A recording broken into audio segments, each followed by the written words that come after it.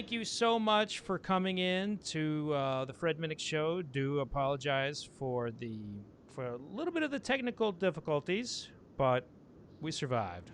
We We survived. survived. We're good.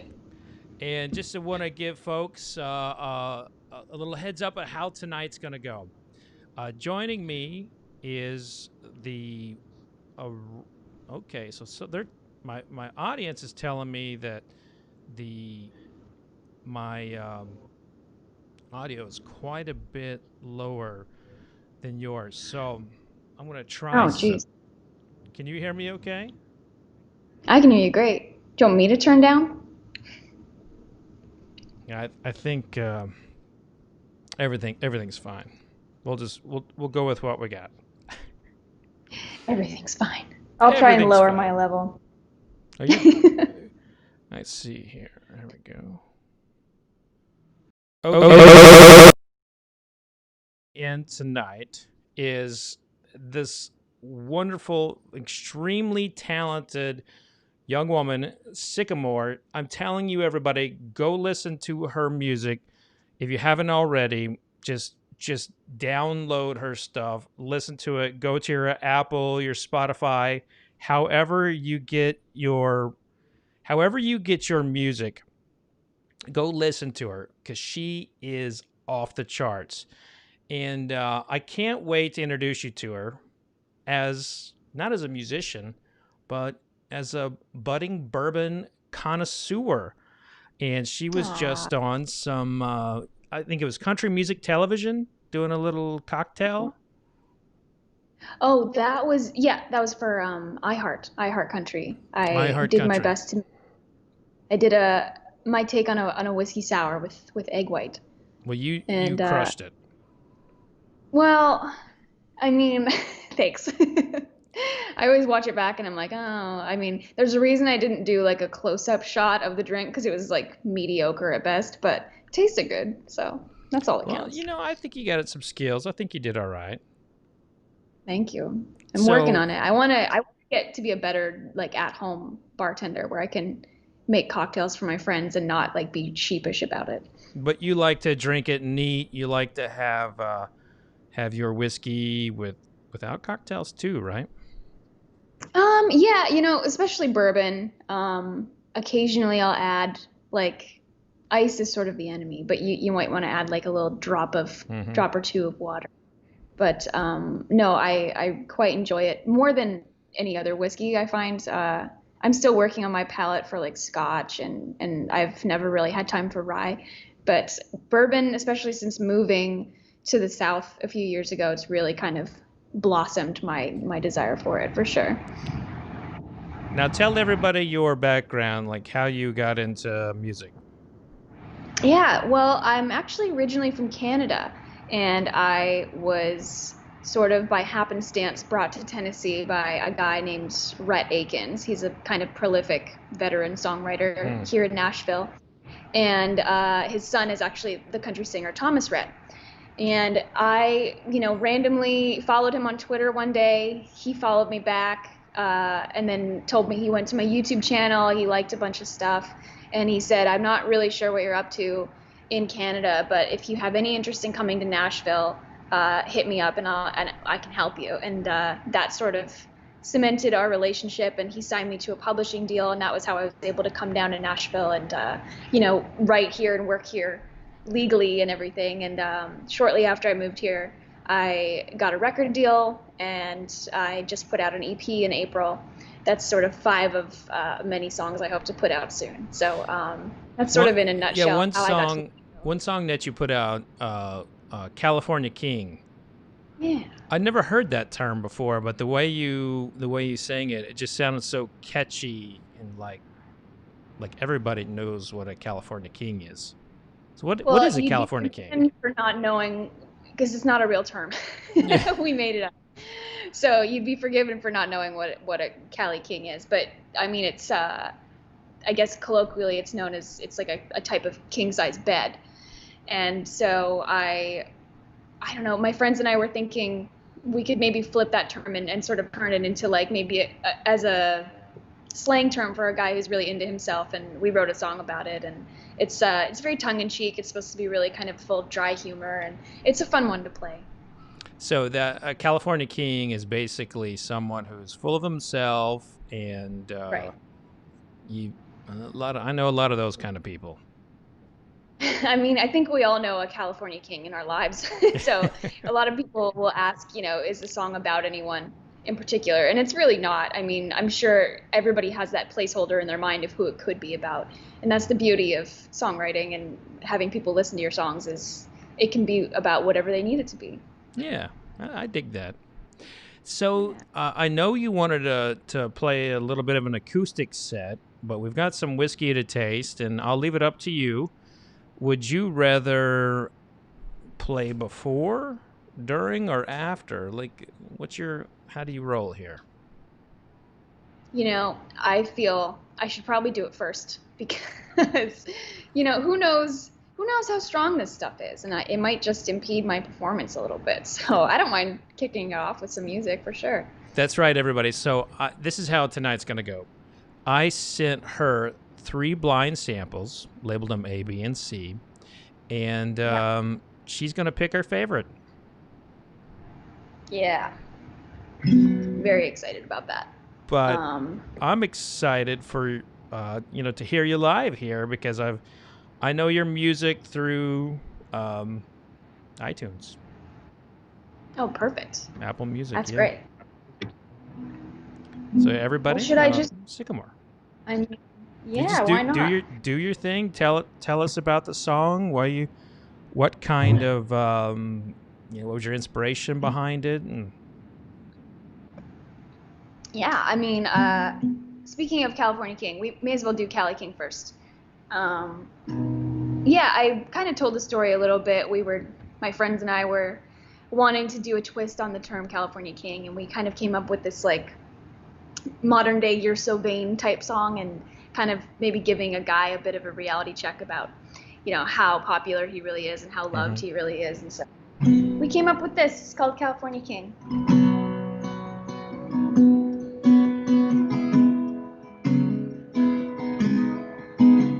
Bet you think I know your name already. You walk around like you deserve a crown. You think that I'll free fall, you're so Tom Petty. Like I've heard about you all over town. So get down off your white horse tonight. You're such a California king, the kind you fall for at 17. Look in the mirror and you'll see the man of your dreams. You're the leading man, you're so Hollywood, the sidewalk star in your neighborhood. But you think you're James Dean, such a California king.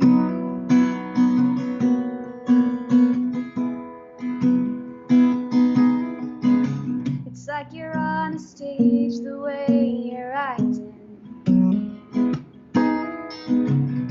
and you put on a real good show. But I ain't shying out for the part you cast. Aren't there plenty other girls that can fill that role? Yeah, I won't be your one night standing tonight. Yeah, you're such a California king, the kind you fall for at 17. Look in the mirror and you'll see the man of your dreams. You're the leading man, you're so Hollywood, a sidewalk star in your neighborhood. But you think you're James Dean, such a California king.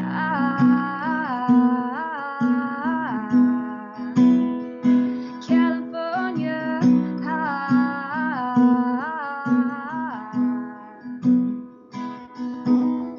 So get down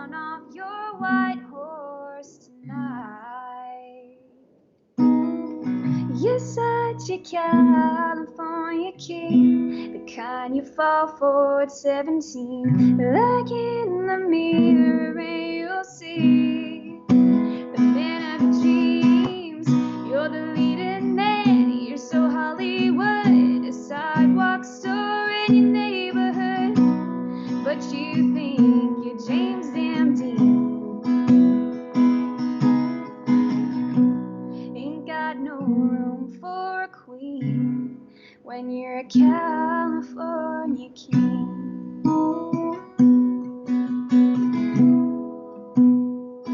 California.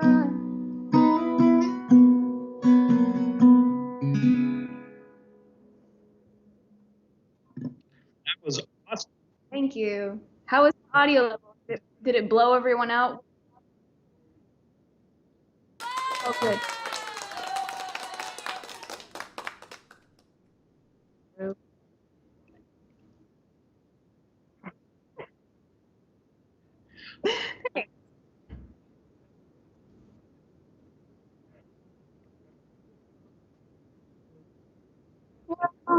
a little bit, yeah. I think any musician would say that, you know. It's you're itching to get on a stage, especially when it's like new music. I put this EP out in April, and so it's pretty limited how much I've actually got to play this live. And so yeah, I'm really itching to get back on stage, but I'm not in a hurry until I want to do it safely. I want to do it Yeah. when we're supposed to do it. But yeah, whenever we're ready to go, I'm ready. I'm just going through the comments here, and people are saying, like, we've had a few people play through Skype before, and it's always not the best experience. The Skype tends to compress the audio, and you sounded amazing.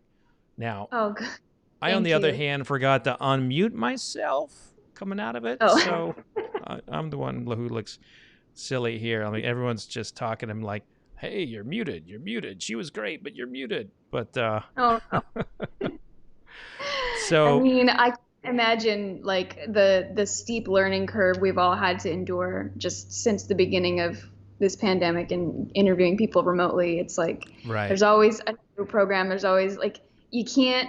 There's always one thing that you kind of miss, right? Like, oh, I forgot to unmute my mic or whatever. Yeah. Like, there's always one thing, isn't there? So you're good. Well, I mean, look at me. I'm a whiskey taster, and I talk Yeah. about whiskey, and I write, Yeah. and so I write books, and that's what I do. It's how I've done everything, and I started doing live events and doing all this stuff, and then boom, COVID, it all goes, and then suddenly I'm like, my friend Kenny Coleman said, "You're not a whiskey writer anymore. You're a whiskey live streamer." So, Yeah. I mean, he's right. We've all change our outlook and our titles a little bit to accommodate what's going on. And I only hope that the skills we've gathered during this time we can actually use later on in life. Otherwise, it'll feel, pretty one-off. But I think we'll all come to this, hopefully for the better. I'd say hope so. I hope so. So you've got 3 samples there. You do not know what they are, and while you are tasting, the audience will know. They're going to know what you're tasting because I'm going to flash up on the screen, and you're going to do basically a blind tasting and pick your favorite. And I will tell you, these are 3 really, really good bourbons. Oh, so they're all good. There's not like one that's there's not a stinker in the bunch. So I'm gonna. Now you don't just to make sure you don't have the show on at the moment, right? So like no, all I see is the Skype session. So if I flash this up, you won't see it. No. So you want me to go with the letter A? Start alphabetical. With start with the letter A. Okay. Should I do all of it? Should I pour all of it in? That's at your discretion. If you would like to do the entire pour, that's fine. Just know that's all you got. I guess I could pour it back in. Who cares? I'm gonna do it. This is your time. All right. Well, I mean, something that I was really looking forward to coming on the show was essentially learning more about bourbon because I'm a Mm-hmm. big fan of it, but I'm certainly not a connoisseur at your level. And so I've done bourbon tastings before, but why don't you brief me on the best way? Is it similar? Is there any advantage to swirling it or Yeah, anything like so that? I'm gonna pour a little bit, the same Okay. thing that you got, and I'm gonna try to Smells great, by the way. hopefully you can't see me pouring this. So No, you're good. okay, so I'll take you through my process of like what I do, and I've got a little glass here called the Glencairn. This is my favorite glass. I love this glass. It's absolutely wonderful. If you want, I can Says get some right glasses on. sent to you. Oh, You I would love that. I was yeah. actually going to tell you that, all I really have are like these sort of just generic, like they're pretty big for tasting bourbon. So, I That's mean, actually not a bad glass. That's a pretty good glass. really? So, yeah, that'll work in a pinch. That would work. Yeah, absolutely. Let's, So the audience all right. knows what you're about to taste, and everyone's like, "Oh, I love that one." So no no pressure. So No pressure. I like to look at the color because Okay. when whiskey goes into the barrel, it's as clear as the water from your tap. So every single day it's in that barrel, it's working in and out of the wood, and it's getting the majority of its flavor and aroma and all of its color from the barrel. Mhm. So the color That's can right. actually be a really good indication of like the quality to come. Like it could be, you know, if it's super dark, you're like, ooh, that might be over oaked. Or if it's too light, you're gonna be like, it's kind of young. So I color is just an analytical tool. You just look at it back and forth. You swirl it around, look at the legs, and it's just part of the romance, if you will, of whiskey. Here's And a so, question. If mm-hmm. you, like, do you feel like there's a sweet spot in terms of age? Or is it sort of like the older the better? Or is there a good window? You're asking good questions. I think the greatest years in American whiskey are between 8 and 12 years old, and the majority of the whiskeys that come out after they're 12 years old are over oaked, but there are Mm, some that are like 15, 20, 23 years old that are just right. But usually the majority of the barrels are between 8 and 12 years old as the creme de la creme for me. And that's also kind of like an old school philosophy, like the 1950s, 1940s. They did not believe anything older than 12 years old was good. yeah, I feel like that's sort of the popular notion is like, oh, like the older the better. But the fact that you said something about something being over oaked, Mm-hmm. it might start taking on almost too much of that flavor of the barrel. And then it's like, what are we even drinking? That's So exactly that's right. In a good example of that is Pappy Van Winkle. Everybody like interesting. loses their shit over that brand, and it's typically, the 15-year-old is my favorite. I find the Mm, 23-year-old often is over oaked, and the 20-year-old is, 20-year-old's usually pretty good, but the 15-year-old is actually my favorite mm, out of that grouping because it's just right. But people have been trained to think that older is better because of Scotch having like 50-year-old, right. 25-year-old Scotch, and they think they can apply Mhm. that same thing to bourbon, and it's just simply not true. In bourbon, it's going Yeah, into new charred oak, and in Scotch, it's used oak. exactly. All right. So then we smell it next. Is that Then we our next smell, step? and when you smell with your mouth open. By Okay. smelling with your mouth open, you can actually pick up more than just the alcohol fumes. Actually, that's really interesting. And then as you're smelling it, be looking for like, you know, put it in like classifications. Is it sweet? Is it spicy? Is it alcoholy? There are some really bad whiskeys that are out there that will smell like turpentine. I didn't send you Hmm. anything like that, but Okay. in the future, when you're out there on the road tasting and what have you, if you smell something that has that off note, just put it away, or maybe pour it in the plants at the party. Throw it in the ocean. Just be like, oh, I don't know what happened to my drink. I dropped it. I dropped it over Okay, there. that's really good to know. Am I allowed to, state my observations? Please, absolutely. Okay. I mean, to me, it's spicy. I feel like it's quite aromatic, um, and maybe a hint of sweetness for sure. And you can obviously smell the alcohol, but it's not overwhelming by any means. Hmm. So, And then when I you mean, I taste could. it, oh, you're still smelling. Keep going. Oh, I just meant I could smell it as soon as I poured it in. Like it was very aromatic. But let's dive in. Is there any special? So when you I'm not going to shoot it. That's right. We are not at a fraternity party, so we don't kick it back like that. So when you taste, the whole point is to get it all around your tongue so you can feel it and see where it hits on the palate and see what flavors are there. So just get a little bit on the palate and let it Okay. walk itself back.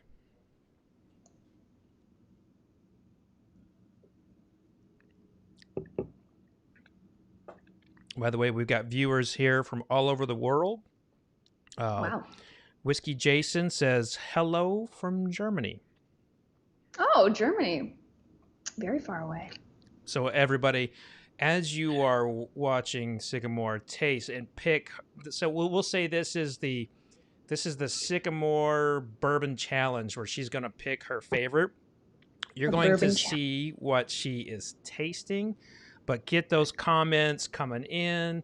If you've listened to her music, talk about what your favorite song is. Ask her questions, and at the same time, tell us where you're from and what you're drinking.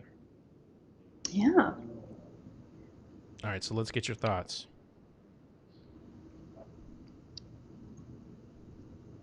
I think the first one, it was a little too big of a gulp. So it was like obviously burny.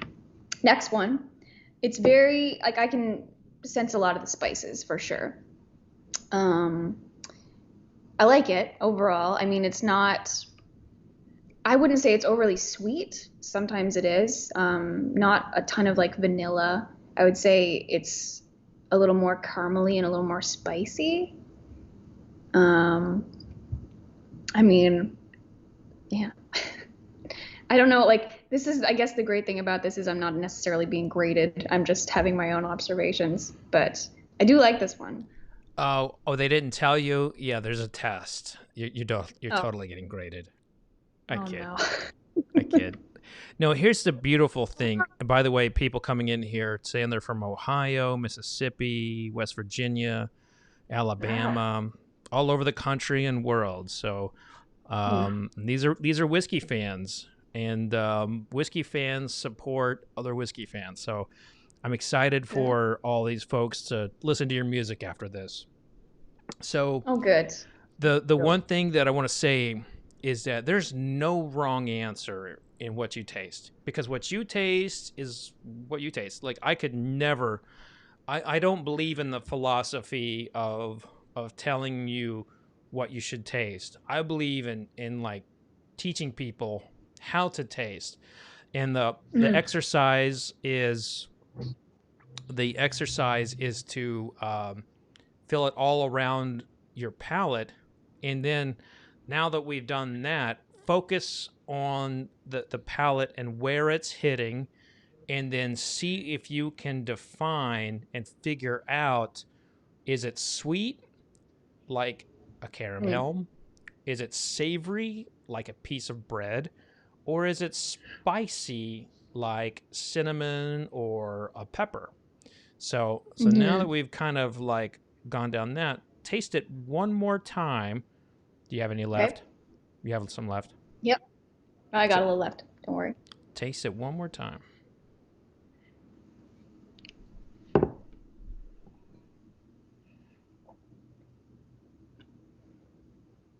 Yeah, I mean, I'm holding true to the spicy. I feel like I can really taste a lot of that. but there's also a bit of that caramel in there.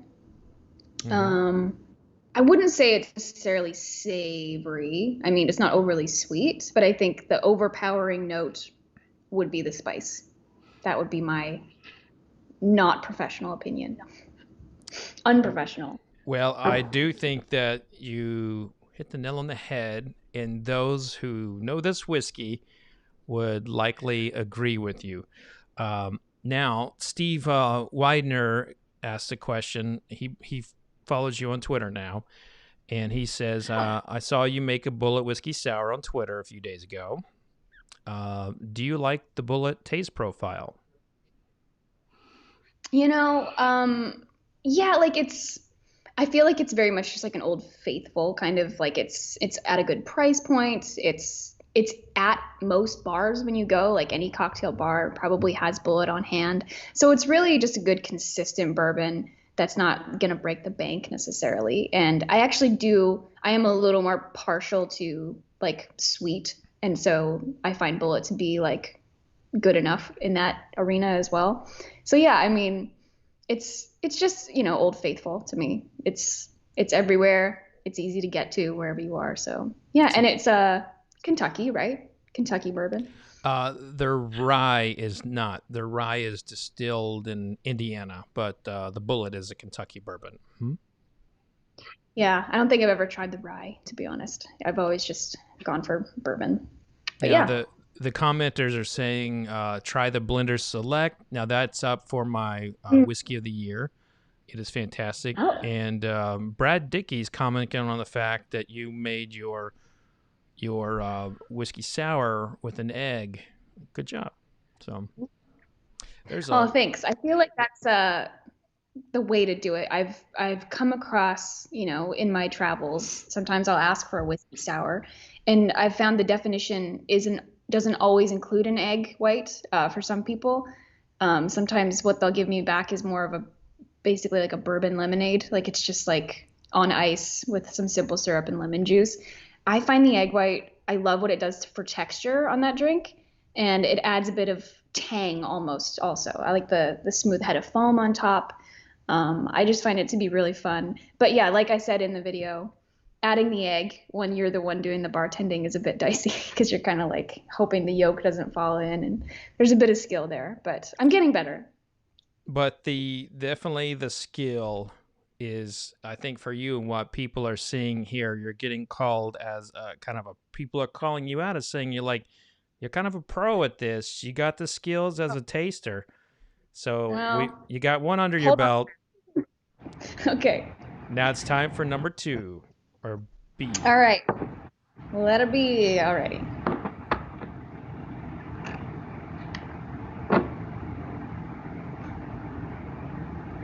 And I will No. pour alongside you.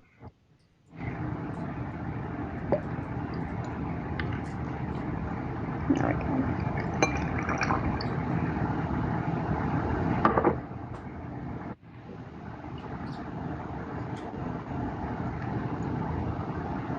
I think I'm gonna like this one maybe more than A.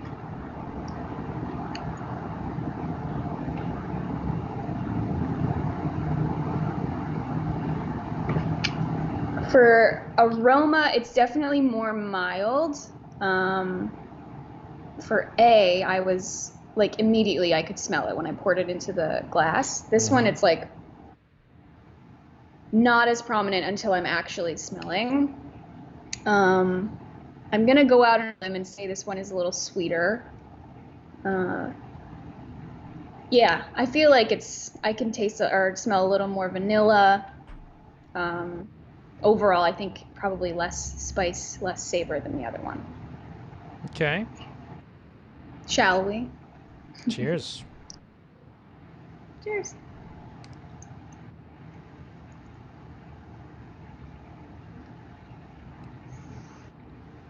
Yeah, this one overall just a lot more mild in my opinion. Um, a little harder in the sweeter realm. Uh, really not spicy at all. Um, Would you say and it's like less complex? I don't think. I think it just takes you on a different journey on your palate. I think there's a little more, possibly even a little more fruit and almost floral that's happening. Hmm. But yeah, overall, I wouldn't say less complex, just not as in your face as A, for sure. Okay. Now, this may surprise you, but they're both the same proof. Are they? Yeah. So what's the big difference then? Different distilleries. A was a little older, actually a Mm, lot older, and interesting. I would say B is, for my palate, is quite a bit fruitier, with the dominant note being bananas. So I'd say if you like Bananas. bananas, yeah, you might like Now that that. you say that, I mean, that could just be me being, psychosomatic, but yeah, like I definitely thought it was fruitier. But yeah, actually, bananas, I can taste it now. That's The pretty fun. Below Decks on Facebook says when he tastes this one, he gets like a rye spice when he tastes it. So Huh. interesting. Any Yeah. rye spice on that for you? I didn't find it to be all that spicy, no.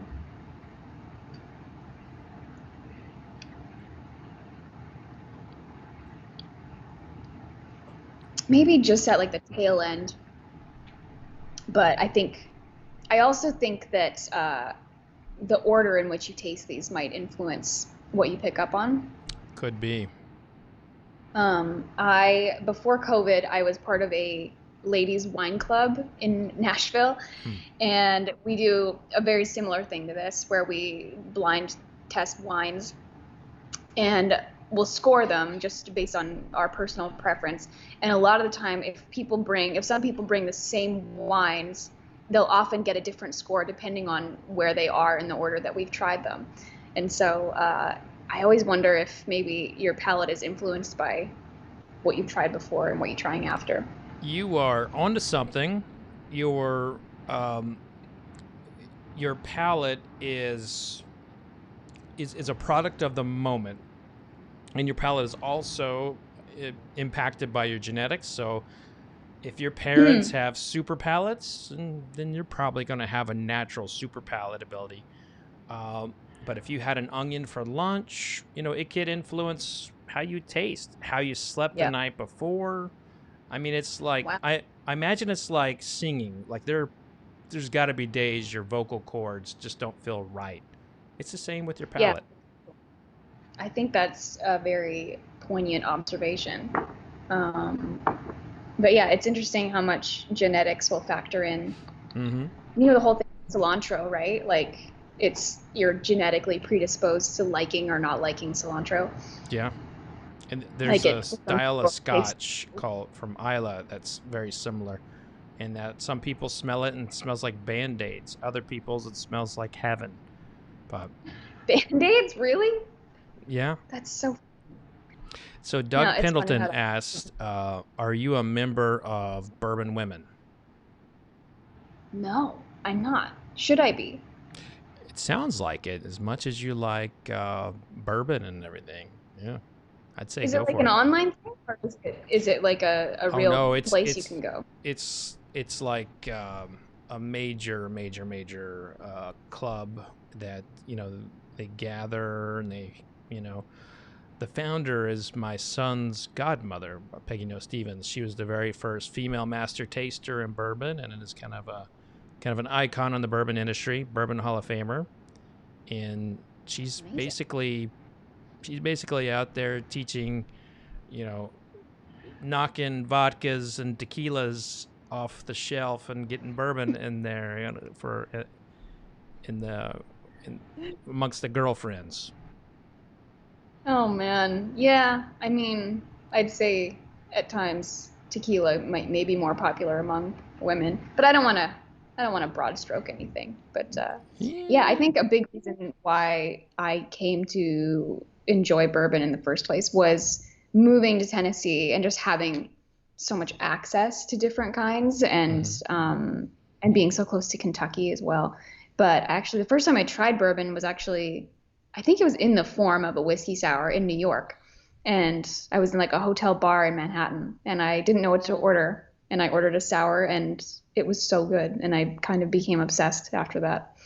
And then when I moved to Tennessee, it's just there. It's just everywhere, you know? So yeah, Then it's been a boom. long road. So have you been to a Boom. distillery? I have. I haven't done, the big, I guess, is it called the Bourbon Trail around here? I have done I think it's the Leaper's Fork distillery out there. Oh yeah. Um, it was really cool to see. I think everybody who drinks bourbon should go and see how it's made.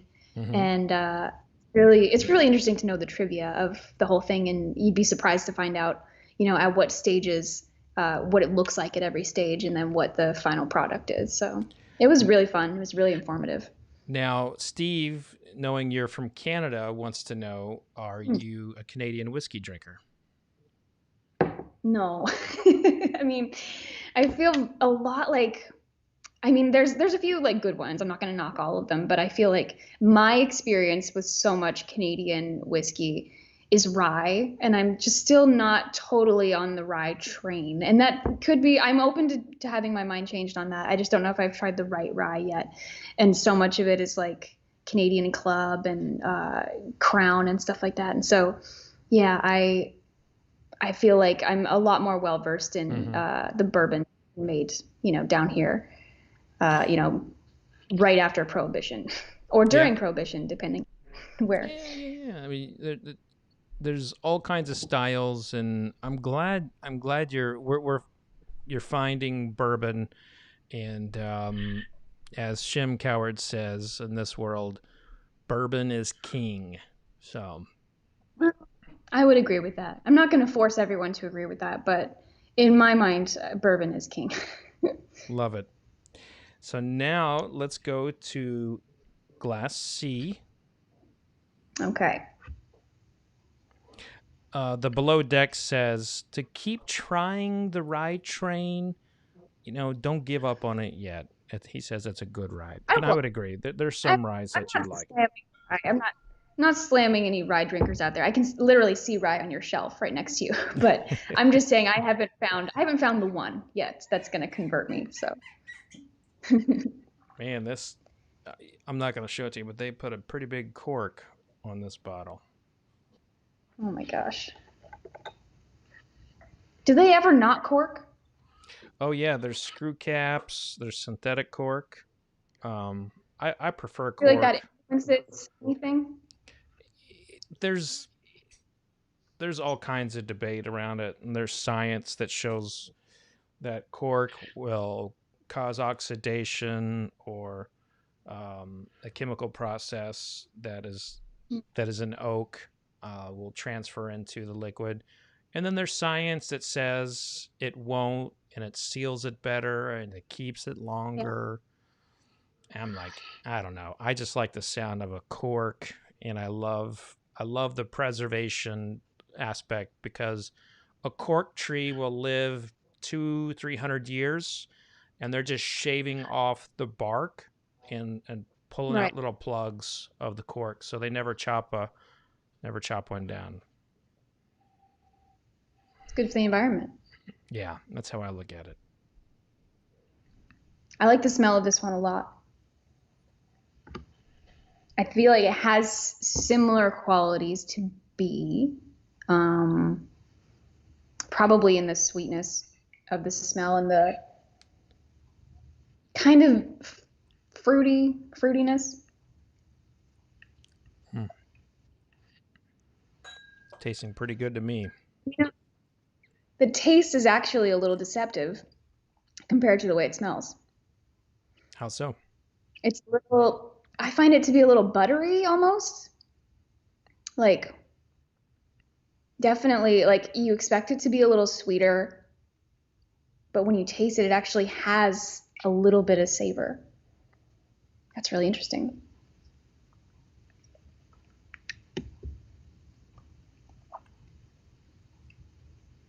That's a good one. It is a good Yeah, one. I mean, Probably some spice and some savor. I feel like it's a really good mix of sweet, spice, and savor. But the most savory, I feel like, of the three.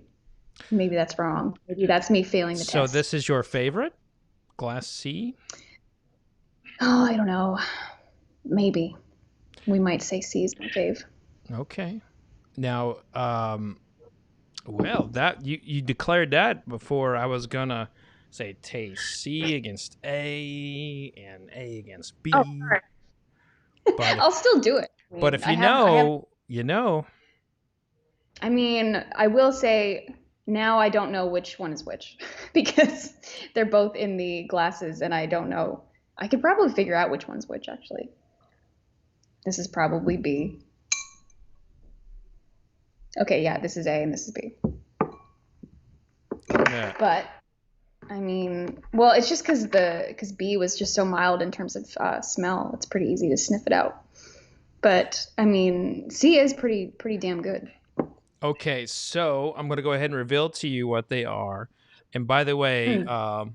there's a Bourbon Hall of Famer watching this right now. His name is Oh boy. Larry Cass, and he used to work for this company. He retired a couple years ago, and he said, "Good choice." But this is what was your favorite: Old Okay. Fitzgerald, Nice. bottled and bond. This is I like from that. the fall of 2018. 9 Oh, years so old. not even very old. Yeah, 9 years old, 100 proof. So I, Wow. I bought this around that time, and they're not easy bottles to get, but you can No. get them. But I like that. I like the bottle. What do you think? I do like that bottle. It's fancy. I like that So a lot. And where's that it one made? this is made by a company called Heaven Hill Distillery. Um, it's a really important.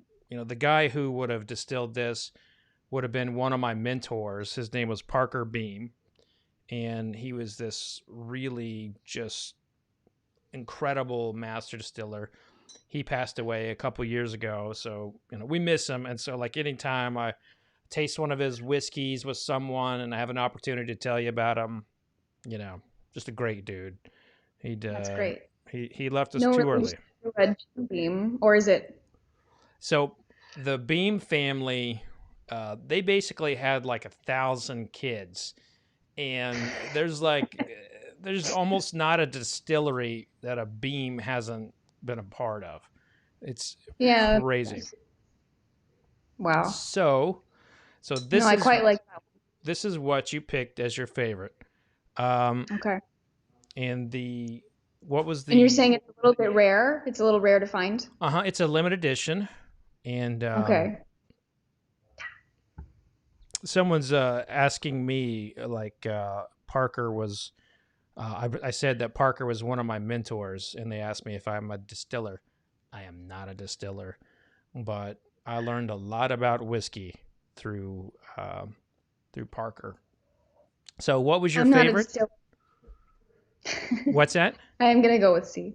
C was your second favorite, I'm gonna go with C, yeah. or C? No, C was your Oh no, favorite. sorry. C. B was your Mhm. second favorite. Yeah.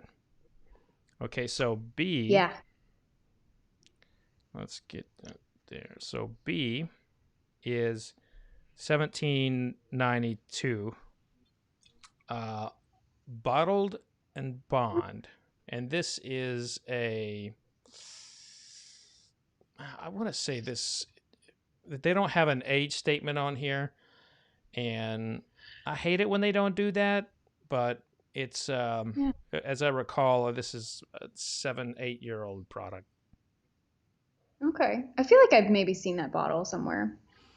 This is a pretty common one, and Yeah. you can find it in a lot of liquor stores. Hmm. Only like $35, Huh. That's pretty good for my second and favorite. So. your let's take a look in the comments section here. What people are saying. Um, a lot of people are really jazzed up that you picked the 1792. However, the fan favorite The fan favorite was actually probably your last place, Oh no. and that is the Wild Turkey, bottled and bond. This is a 17-year-old limited edition, and folks are like, how could she not pick this? This is like a $200 bottle. No one can get it, and it was your last place finisher. So, Hey, I'm not saying it was bad. I'm just it strong third. but I think it has it a lot to was do with what you're looking for in terms of flavor. it It was was a just, strong third for you. No, it's a strong. in truth, everyone's just having fun. And as Brandon Huey says, um, there's no wrong answers in the tasting. But as you will notice, all of these are bottled and bond. And that is a very important term in whiskey. In the Mm. 1800s, people were taking whiskey and adding things like prune juice and tobacco spit and all of these really unsavory things to make the barrel last longer, Ah, and they would cut it to the point where it was only like 50% whiskey. So at the time, people were prescribing alcohol for pretty much every illness, and the doctors were like, our patients are staying sick because we don't have good whiskey, and the druggists are like, we need better whiskey. And so the druggists, doctors, and um, the distillers basically lobbied Congress to create a special act that protected consumers to guarantee the liquid of whiskey. And wow. that was the Bottled and Bond Act of 1897 that essentially kept out all the shenanigans, but it gave people a guarantee that it was at least 100 proof, 4 years old, distilled at one distillery in one distilling season, and it continues to be on labels today. It's our country's very first consumer protection legislation act. So Wow. you got to taste a little connection to history today. So Yeah, I never knew what bottled and bond actually meant, so that's really cool. I guess it's sort of the same as like, drugs that are regulated by like mhm. government and stuff to make sure they're not laced with anything. But yeah, that's Oh, really cool. back then you could lace it with a whole lot of stuff. I mean, Not us. Oh there boy. there's like turpentine, there's cocaine you could put in them. I mean, they had a Wow. good time back then if they lived, you know. Sounds like it. And it was all towards the end of just preserving, making it last longer. That's really all it was for.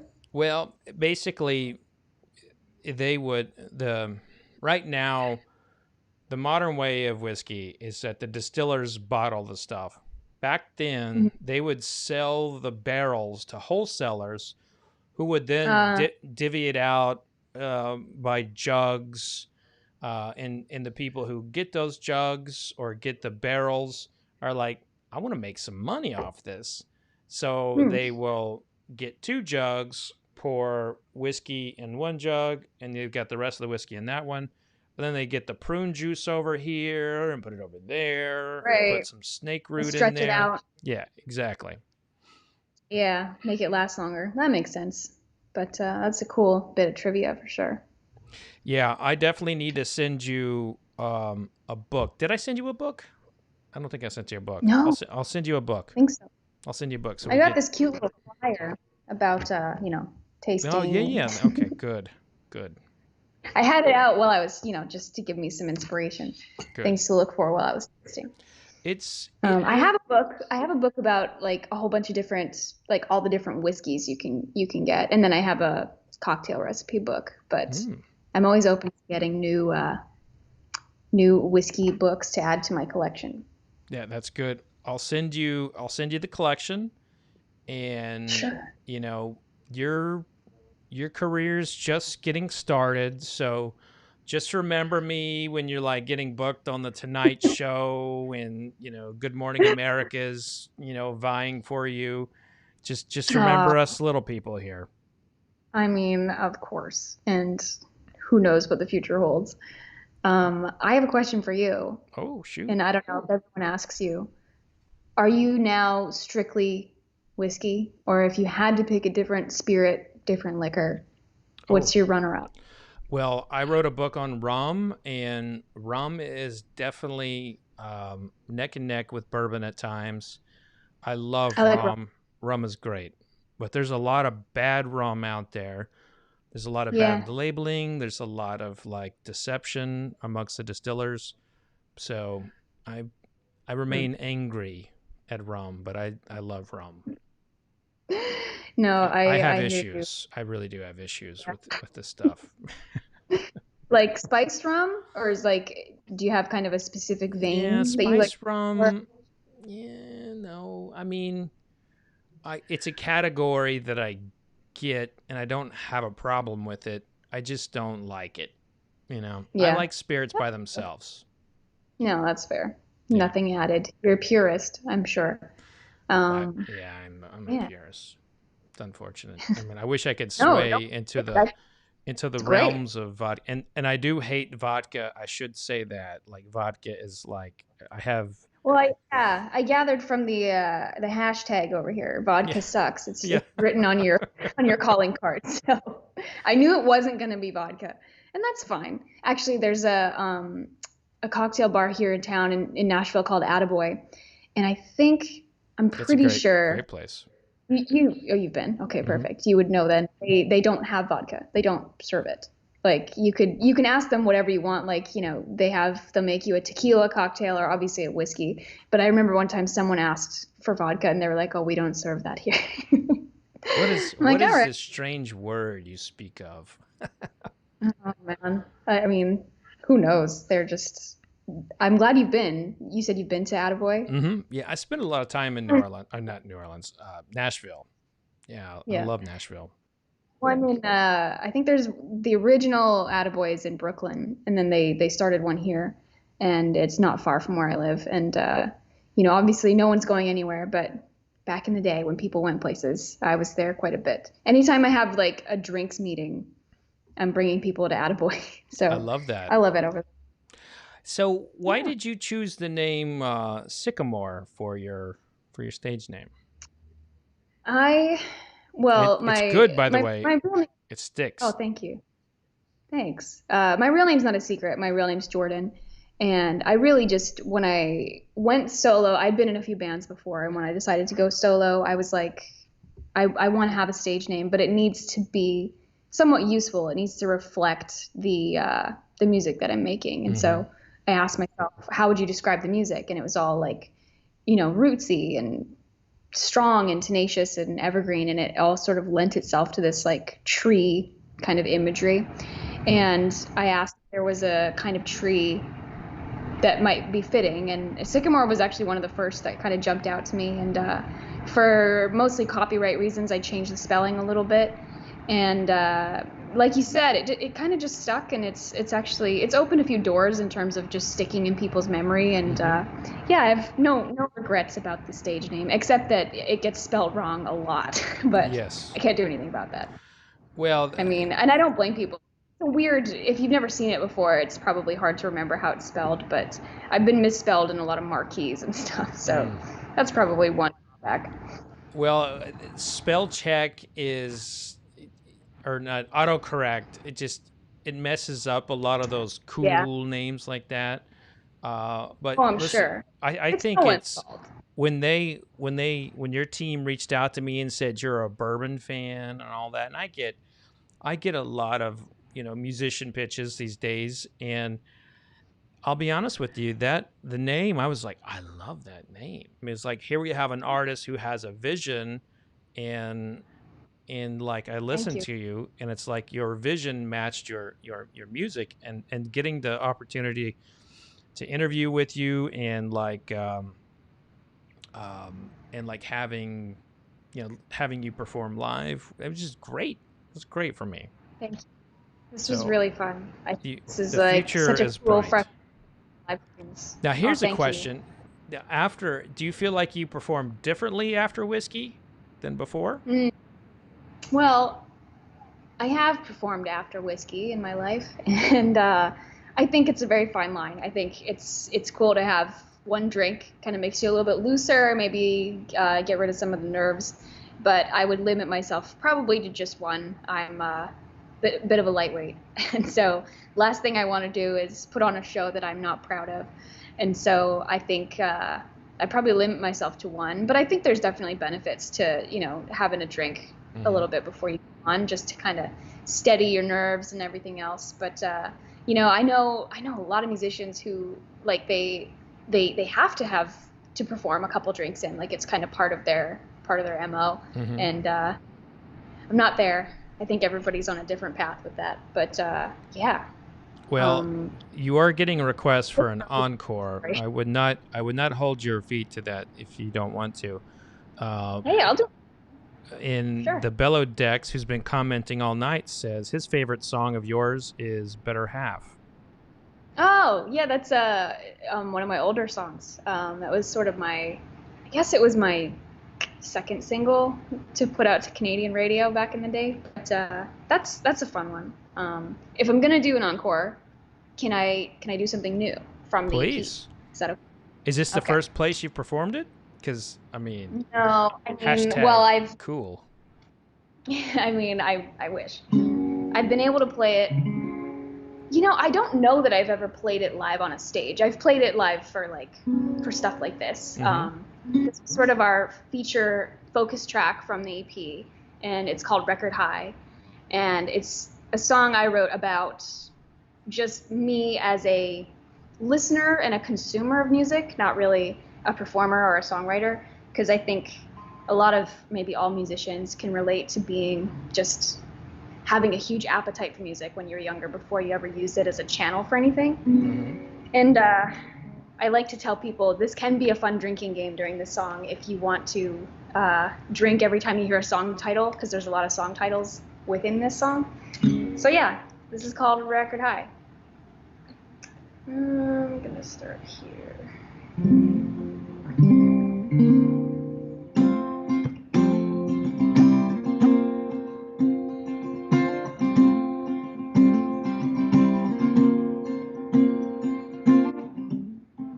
Everybody's got their medicine, and they take it when they need a little homegrown remedy. It might be top shelf self-help, might work for someone else, but I know it's good for me. Laying on back on a Persian rug, the lights down low, turn the volume up, alone in my headphones, I can let go. I got a highway to hell and get me out of here. I got a stairway to heaven to keep my feet on the ground. I got an Amarillo by morning to get me through the night. Everything's gonna be alright. I will survive. I'm on a record high. I'm on a record high.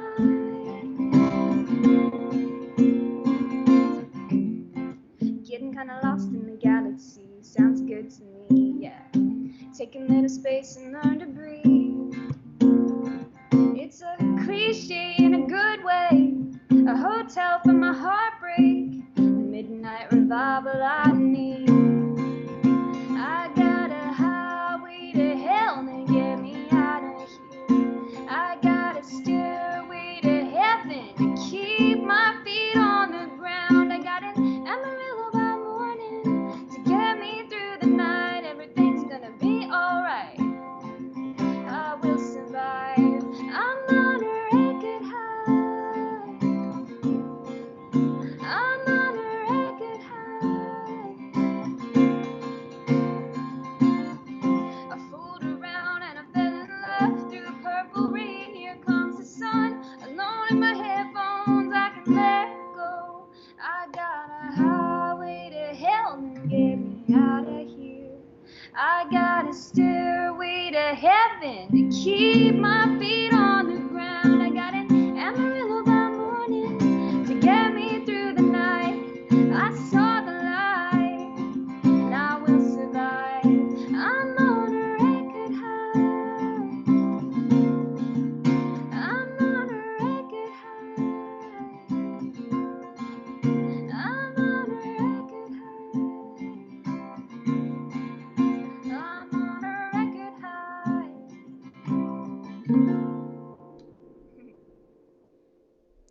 Well, that was just awesome. So, okay, the comment section was blowing up that Oh, no. you remind them of Casey Musgraves. Oh, Uh, I'll take that that's comparison. a I'm a big that's a solid Casey fan. compliment. Thank you Everyone's guys. I you're getting appreciate it. the hand claps, the wonderful every. Okay, guys. She can't do another encore. She's got another. She's got a whole thing. You know, she's 3 drinks in, so she's normally a one Yeah, drink minimum on the singing. So cheeks are a little rosy here, but no, I appreciate you guys. I'll take that. I'll take the Casey comparison all day. I think she's great. in But this was so fun. I think you are you, and you have a brilliant career ahead of you. I'm so excited to see where that goes. And you're just getting started, so tell everybody how they can find you. Yeah, so Sycamore is really just your keyword. It's weird enough that if you spell it right, you'll find me everywhere. It's Sykamore, and I'm probably most active on Instagram, but I also have a Facebook page. I have a Twitter updates page, and I have a website. And so between those, you probably won't miss anything. But yeah, social media is kind of where I live these days. So if you want to reach out, yeah, feel free. And you've got like 35 songs on streaming devices right now. Not quite 35. I'd say I have this EP called California King, that's 5. And Mm-hmm. then I have my old EP called Self Medicine, which was I think 6 or 7. I think 6. So we'll say I have like 11 or so on there.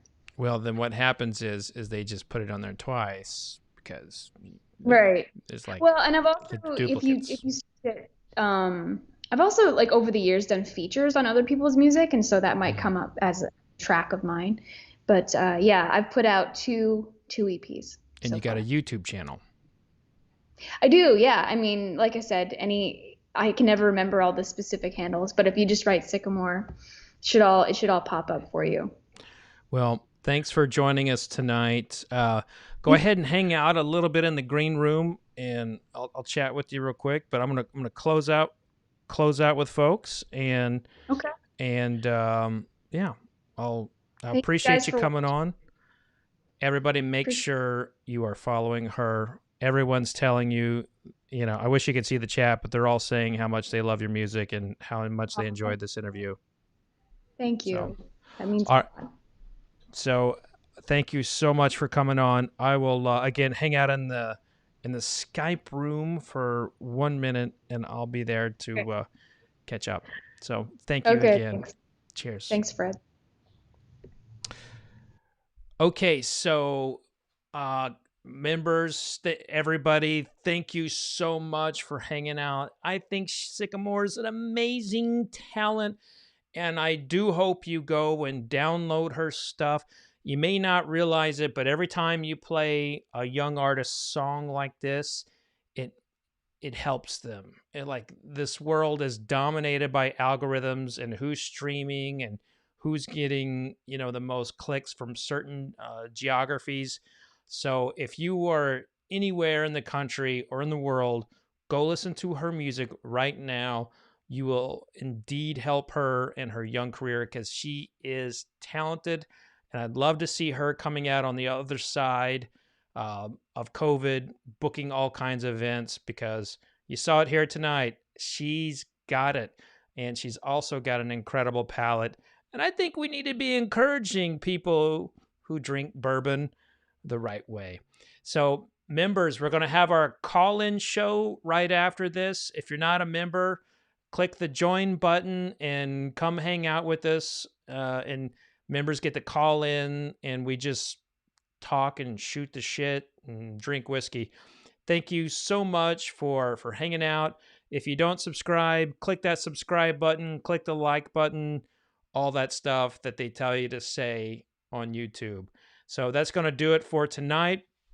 I will see you all next Wednesday, where I am tasting the cheap bourbons and picking my favorite.